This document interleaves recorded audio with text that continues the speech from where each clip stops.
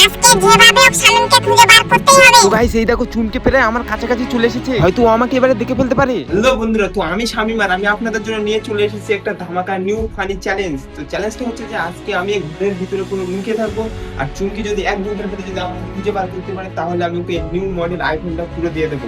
ঠিক আছে, তোর চ্যালেঞ্জটা আমি পুরোপুরি অ্যাকসেপ্ট করে নিলাম। আমার এই চ্যালেঞ্জটাতে চুমকি তো পুরো অ্যাকসেপ্ট করে নিয়েছে, এখন আমাকে একটা খুব ভালো জায়গায় লুকাতে হবে যাতে চুমকি না আমাকে খুঁজে বার করতে পারে। তো ঠিক আছে, আমাকে এখন লুকাতে হবে।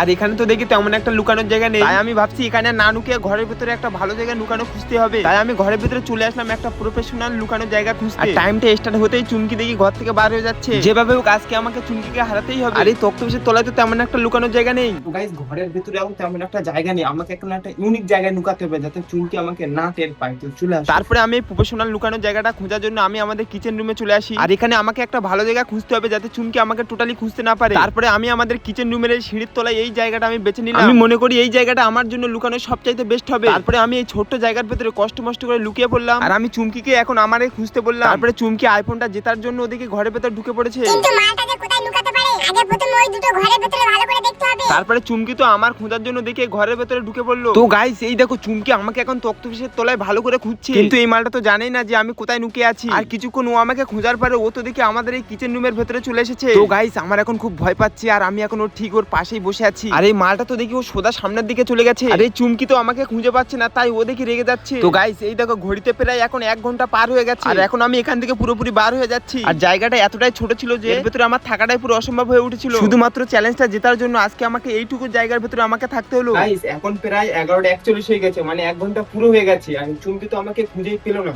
তাই এই আইফোনটা ওকে আমি আর দেবো না। আর এরপরে আমি কিরকম চ্যালেঞ্জ ভিডিও করবো সেটা আপনারা কমেন্টে বলে দেন।